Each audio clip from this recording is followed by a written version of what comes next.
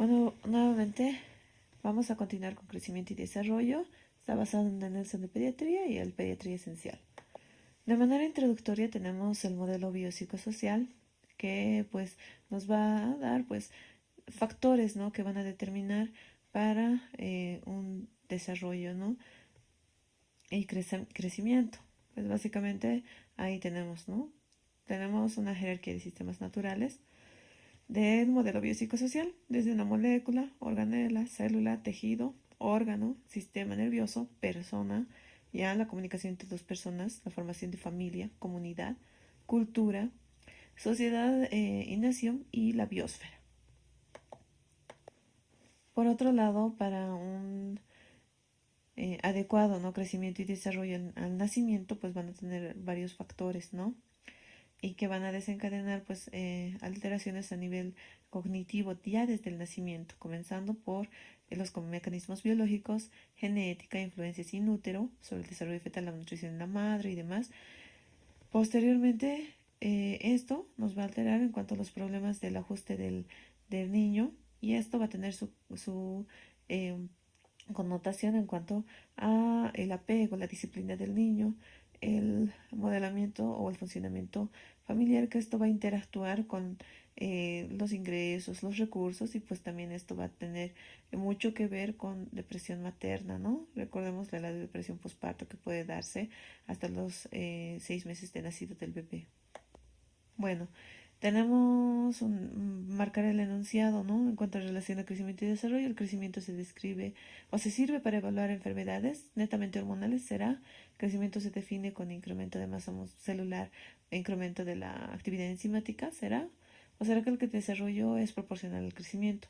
¿O será que el desarrollo es la adquisición de funciones con aumento en la complejidad bioquímica y fisiológica? Ahora vamos a ir viendo más adelante, ¿no?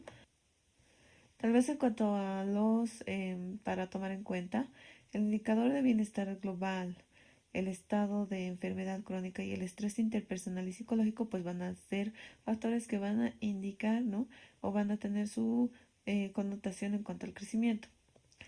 La observación se ve potenciada con la familiaridad, con la teoría del desarrollo y por la comprensión de los modelos del desarrollo, que describen patrones normales de conducta y proporcionan una guía de prevención en los problemas del comportamiento. Entonces llegamos a nuestra pregunta: ¿qué es el crecimiento? El crecimiento es un proceso de incremento de masa de un ser vivo por el aumento del número de células o masas celulares y por ende el aumento de tamaño. Entonces, crecimiento igual a incremento de tamaño, incremento de masa. ¿Y qué es desarrollo? Es la adquisición de funciones con aumento de la complejidad bioquímica y fisiológica a través del tiempo. También comprende los procesos de maduración y adaptación. Entonces tenemos aumento de complejidad bioquímica y fisiológica. Entonces el crecimiento, en conclusión, es adquirir dimensiones, ¿no? Crecimiento, masa, desarrollo, adquirir funciones. Los mecanismos por el que ganamos crecimiento son de hiperplasia e hipertrofia, y los mecanismos del desarrollo son maduración y diferenciación. ¿Cómo vamos a medir? Medimos el crecimiento con longitudes, diámetros, perímetros, y el desarrollo consecuencias del comportamiento, funciones y eventos nuevos. Volviendo ya a nuestra pregunta, el verdadero es el desarrollo, es la adquisición de las funciones con aumento de la complejidad bioquímica y fisiológica, ¿no? Porque el crecimiento no sirve solo para evaluar enfermedades netamente hormonales, ¿no? El crecimiento se define como el incremento de masa celular, ¿no? Y el crecimiento, ¿no? Hiperplasia, hipertrofia, dijimos, ¿no? La actividad enzimática es netamente del desarrollo. El desarrollo es proporcional al crecimiento. Eso es falso. ¿Por qué? Porque podemos tener un niño con retraso global del desarrollo y tener la talla conservada, ¿no? Así como viceversa. Y bueno, para pasar a otro punto, en relación a los patrones de crecimiento, marca el enunciado falso. ¿Será que el hipotiroidismo afecta la curva de crecimiento? ¿Será que la insuficiencia renal crónica incrementa la curva de crecimiento? ¿Será que el aporte calórico insuficiente es una causa de talla baja? ¿Será que el maltrato psicológico es una causa de alteración del patrón de crecimiento? Bueno, vamos a ir viendo. En cuanto al crecimiento, ¿ya? ¿Cuáles son nuestros instrumentos de valoración? Las balanzas, tallímetro, cinta métrica, tablas. Y el desarrollo, nuestros instrumentos van a ser las tablas de hitos del desarrollo y juguetes, ¿no? Para poder evaluar nosotros, ¿no?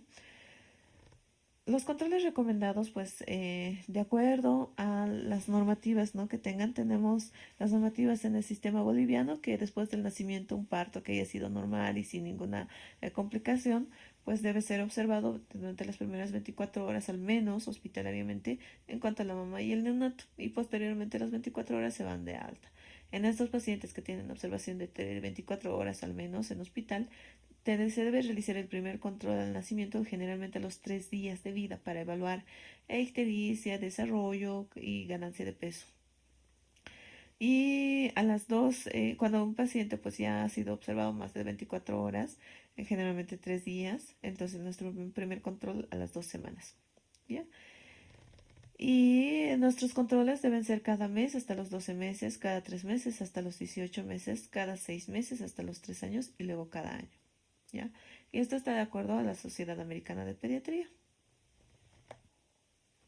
Tenemos distintos patrones de crecimiento, ¿no?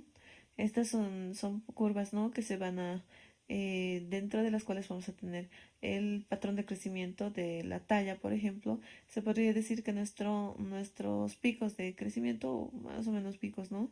Son entre los primeros 2 años, ¿no? Posteriormente tenemos una curva que está un poquito con sí aumento, pero de lentitud. Y tenemos un incremento de la velocidad del crecimiento que va a ser en pico. Esto en la etapa de la adolescencia, ¿no? Y por otro lado, tenemos el crecimiento del cerebro y cabecita, la masa encefálica, cuya importancia o crecimiento mucho más rápido va a tener generalmente entre los primeros 2 años de vida, y posteriormente pues ya vamos a encontrar una masa cerebral y perímetro adecuados a partir de eh, generalmente entre los 2 y 3 añitos.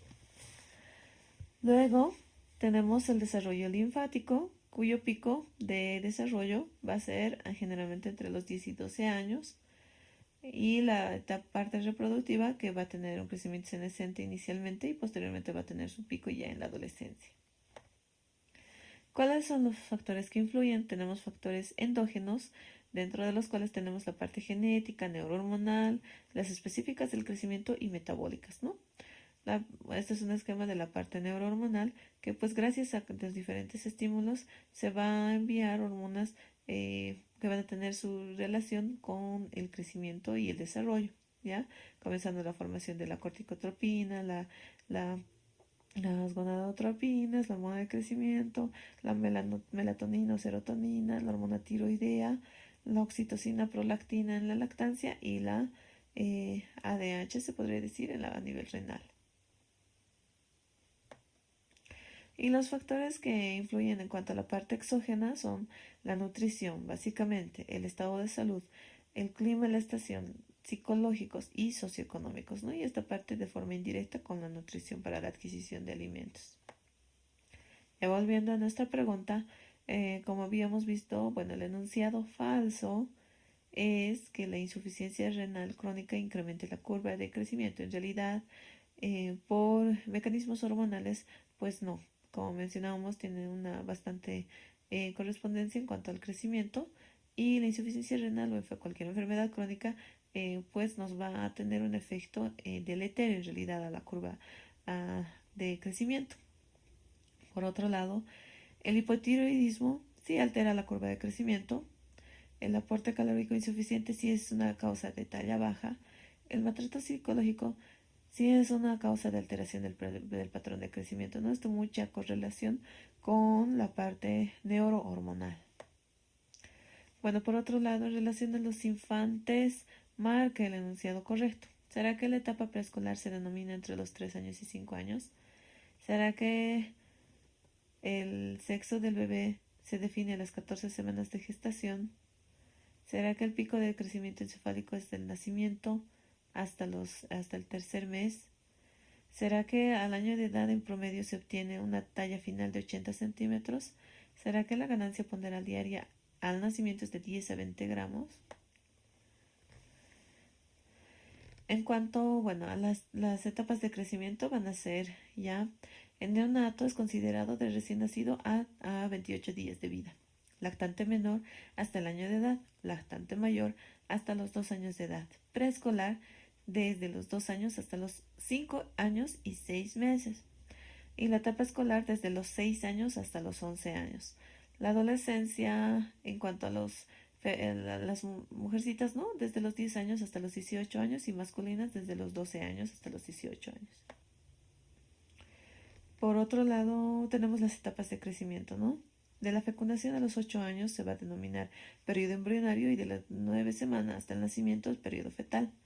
Nuestro periodo embrionario va a ser característico por ser la etapa más sensible a efectos de factores adversos, es decir, altas o bajas temperaturas, radiación y demás, ¿no? Y la etapa carencial nutricional en la madre podría tener algún tipo de connotación en el desarrollo y el crecimiento de la etapa embrionaria. La etapa fetal básicamente va a tener el aumento de tamaño de órganos y un crecimiento acelerado que se va a dar en esta edad. Y bueno, tenemos aquí un pequeño resumen de los acontecimientos del desarrollo por semanas, ¿ya? La primera semana, el periodo embrionario se va a iniciar después de esta, ¿no? A la segunda semana aparece ya el embrión bilaminar. A la tercera semana ya tenemos el embrión trilaminar y comienzan a formarse los somitos. Cuarta semana, los pliegues neuronales, ¿no? Por esto, a esta altura, pues va a ser muy importante el aporte del ácido fólico para las alteraciones del tubo neural. Luego, las yemas de los deditos van a aparecer, de los brazos van a aparecer a esta edad y piernas en un tamaño más o menos de 4 a 5 milímetros. A las 5 semanas, las placas de los cristalinos, la boca primitiva y los rayos digitales de las manitos. A las 6 semanas, ya los párpados, la longitud del vértex. A las 8 semanas, los órganos, los ovarios y los testículos ya van a ser evidentes. A las 9 semanas comienza el periodo fetal, como mencionábamos, ¿no? Y un tamaño de 5 centímetros aproximadamente y un peso de 8 gramos. A las 12 semanas se van a distinguir ya los genitales externos, ya vamos a saber el sexo del bebé. A las 20 semanas el límite inferior usual de viabilidad entre los 460 gramos y una longitud de 19 centímetros. Las 25 semanas ya en peso de 900 gramos y 24 centímetros de tamaño. Y 28 semanas los ojos ya van a estar abiertos, el feto baja la cabeza y un peso de 1000 a 1300 gramos. Y a 38 semanas a término, ¿no? Entonces, tal vez recalcando un poco, nuestro recién nacido a término va a ser considerado desde las 37 hasta las 42 semanas. Y bueno, tenemos aquí en las curvas de los incrementos porcentuales, ¿no? En cuanto al nacimiento, ¿no? Tenemos este pico de dos picos, ¿no? Que es la expresión del ADN, ¿no? La expresión del ADN va a tener sus picos, ¿no? Durante las primeras 20 semanas y posteriormente del nacimiento hasta los primeros 2 meses.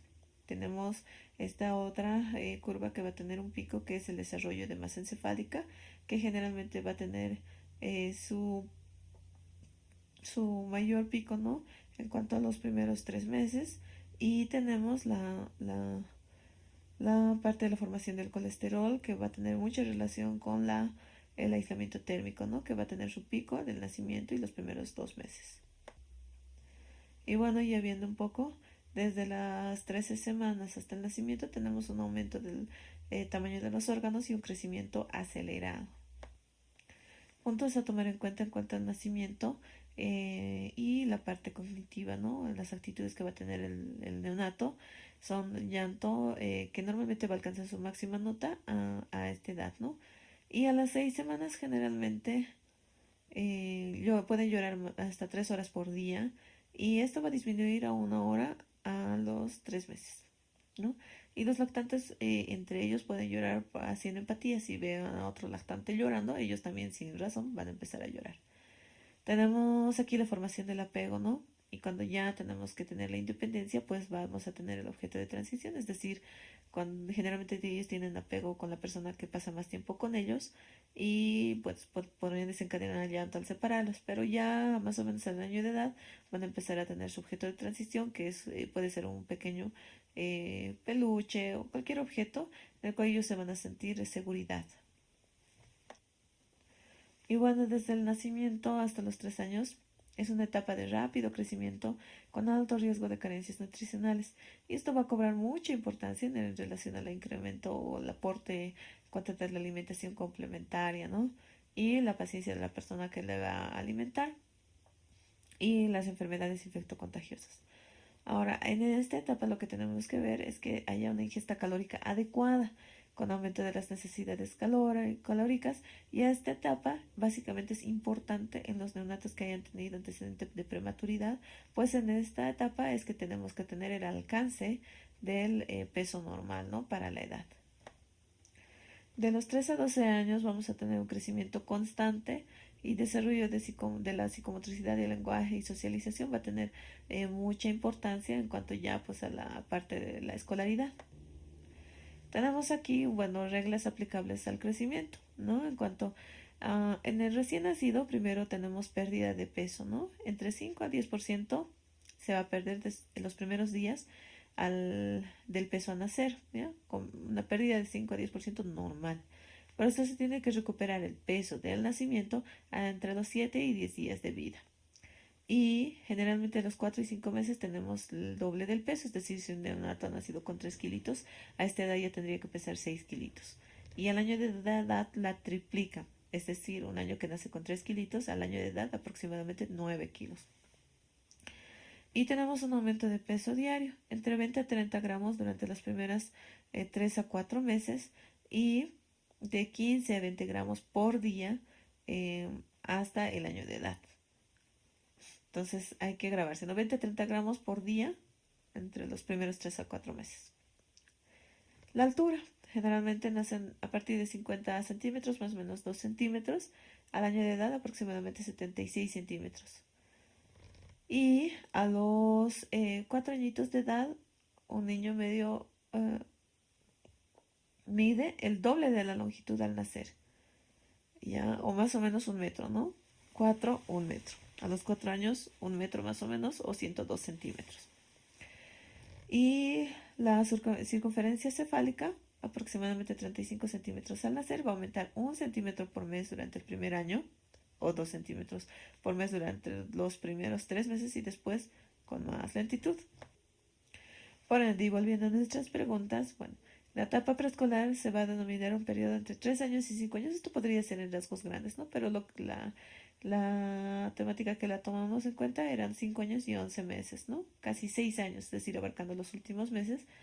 El sexo del bebé, generalmente habíamos dicho que se va a ver a las 12 semanas, ¿no? Los genitales externos. Entonces, y el pico del crecimiento encefálico generalmente es hasta el tercer mes de vida. Esta sería la correcta en las curvas que habíamos visto en la ganancia del crecimiento y la masa encefálica. Y al año de edad en promedio se obtiene una talla final, habíamos dicho, de 76 centímetros. Ahí podemos guiarnos con 20 centímetros, ¿no?, de ganancia durante el primer año de vida. Y la ganancia ponderal diaria al nacimiento era de 20 a 30 gramos por día, ¿no? No de 10 a 20. Por otro lado tenemos, bueno, ya pasando la pubertad de 12 a 18 años, ¿no? En varoncitos y en mujercitas de 10 a 18 años. Bueno, dentro de ellos vamos a tomar en cuenta la transformación de constitución somática y psicosocial. Entonces, el desarrollo o la adquisición de los órganos genitales secundarios. Pues tenemos, ¿no?, el crecimiento, los picos del crecimiento. Primero el crecimiento intrauterino, que va a ser acelerado, luego en la primera infancia, y nuestro crecimiento rápido, que va a ser llamativo en el empuje puberal, ¿ya? Tenemos aquí una relación, ¿no?, de la curva de crecimiento, ¿ya?, en centímetros por año, que eventualmente en las mujercitas va a ser mucho más antes, ¿ya?, el pico de crecimiento, y esto se va a dar básicamente por los elevados niveles hormonales, ¿no? Y esto se va a desarrollar el incremento de la velocidad de crecimiento en la mujercita hasta la menarca, que va a ser nuestro stop, ¿no? Y después ya desciende nuestra velocidad de crecimiento. Y en los varoncitos pues va a ser un poco más tardío, pero va a darse también hasta la espermarca en el varoncito. Bueno, entonces vamos, en resumen, el primer año de edad crecen entre 24 y 25 centímetros, en segundo año de edad entre 10 a 12 centímetros, al tercer año de edad entre 7 a 8 centímetros, cuarto, noveno año de edad 5 a 6 centímetros, poca ganancia. Y el estirón puberal, que nos referimos a estos dos picos, entre 9 a 10 centímetros. Y tenemos una fórmula, ¿no? Que no está mencionada ninguna de las dos. Tenemos la velocidad de crecimiento total que se va a relacionar con la edad, la talla y se va a multiplicar por 12. Esa es nuestra velocidad de crecimiento total. Y bueno, vamos a tener nuestras, ¿no? Algunas pequeñas tablitas que están en el Nelson, pues que cobran un poquito de importancia, se podría decir. Estas las horas de sueño que va a ser necesario, ¿no? Generalmente tenemos aproximadamente, tenemos 16 horas aproximadamente de sueño, que está recomendado por la Sociedad Americana de Pediatría durante la primera semana de vida, y pues esto va a ir descendiendo conforme el niño vaya creciendo, ¿no? Con unas 8 horas generalmente necesarias para dormir, ¿no?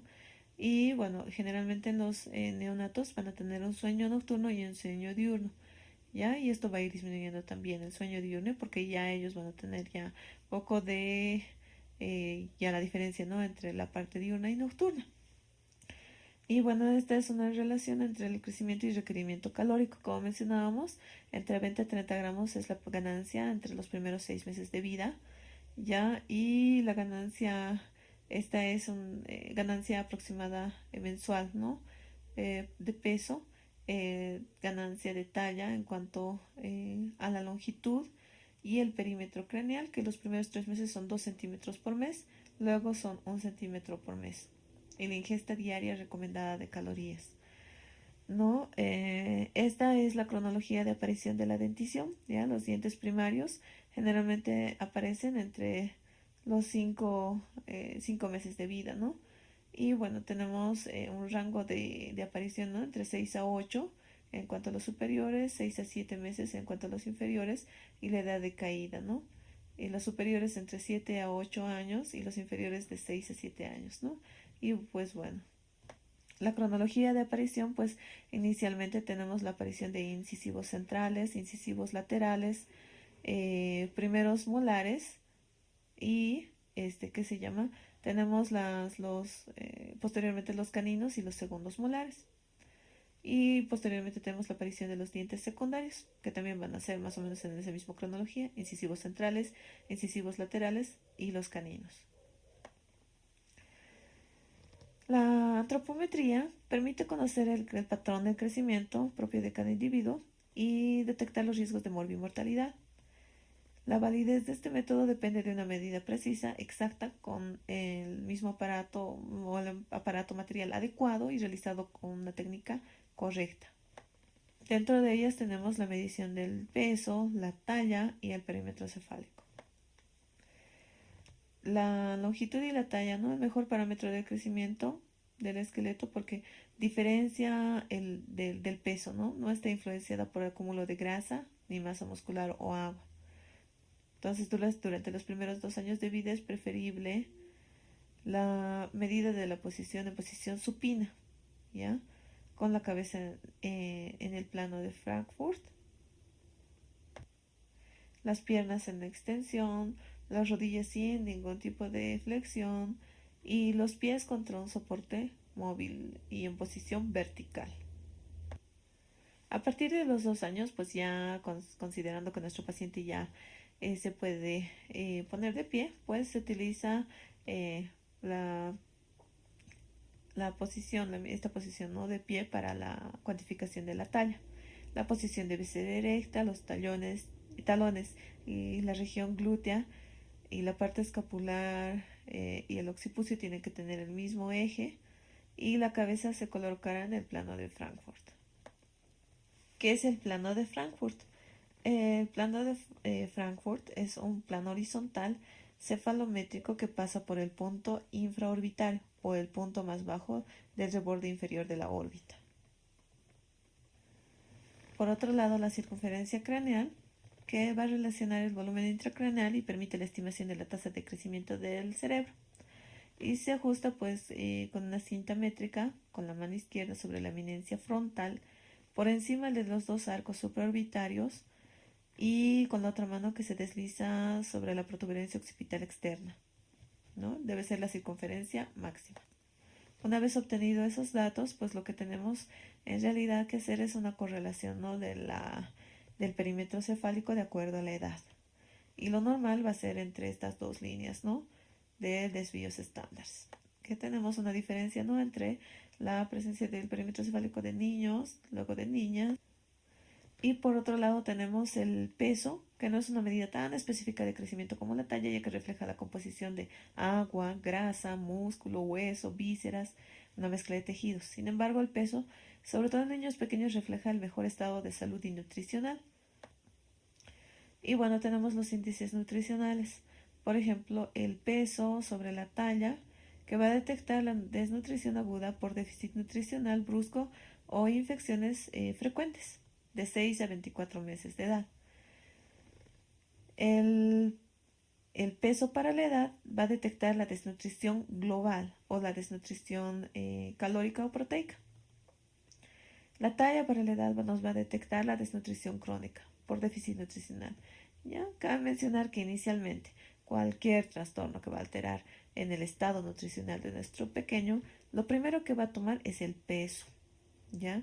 Y posteriormente recién va a tomar la talla. Por otro lado, ¿qué es un percentil? Es un lugar que ocuparía un niño en una serie de 100 patrones normales ordenados de menor a mayor. Y bueno, estas son nuestras curvas que utilizamos para la correlación, ¿no? De los datos obtenidos del niño, ¿ya? Teóricamente los valores normales estos son percentiles, ¿no? Y dentro de estos percentiles tenemos los desvíos estándar. Los desvíos estándar son básicamente las que están en negrilla, ¿no? Desvío estándar, bueno, y por debajo de estos desvíos estándar, pues ya son patrones anormales o por encima, ¿no? Y bueno, los percentiles, pues básicamente son puntos en los que básicamente están divididos en 100 y por generalmente los datos, ¿no? Dependiendo a qué curvas son, por ahí tenemos varias curvas, ¿no? Esta es la de la CDC de Atlanta, hay las otras curvas de la OMS, cuya variabilidad es pues mínima y pues solamente tiene correlación en cuanto a la población aplicada, ¿no? Y la población en la cual se haya realizado para considerar estos valores como parámetros normales. ¿Ya? Entonces los percentiles por debajo del último percentil, pues ya podríamos considerar algo patológico, ¿no? Pero bueno, siempre considerar obviamente otras connotaciones en general. Y estos, bueno, son los percentiles de la circunferencia cefálica y el peso en función de la edad. Bueno, tenemos presentación de un caso clínico. Acude un niño con antecedente de prematuridad, es decir, 36 semanas de edad, y actualmente tiene 3 meses. El perímetro cefálico tiene 36 centímetros y el peso de 300 y la talla de 50 centímetros. La valoración antropométrica será, primero, ¿será que el peso es adecuado para la edad? ¿Será que la talla es baja para la edad y tiene microcefalia? ¿O será que el peso es bajo para la edad, la talla es baja para la edad y tiene megalocefalia? ¿O el peso es adecuado para la edad o está normocefalia o tiene sobrepeso para la edad y microcefalia? Entonces, bueno, vamos a considerar para resolver este casito que existen tablas para prematuros, ¿no? Se puede realizar con las tablas para prematuros o con la edad corregida.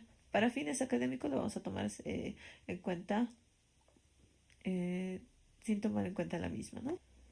Entonces, en nuestra curva, lo que vamos a tomar en cuenta nuestro paciente tiene 3 meses, ¿no? Considerando, bueno, esta parte académica no vamos a hacer con edad corregida, pero tiene 3 meses y pesa, habíamos dicho, 3 kilitos 100 más o menos aquí, o sea que estamos debajo de la curva. Nuestro paciente no tiene el peso adecuado, ¿no?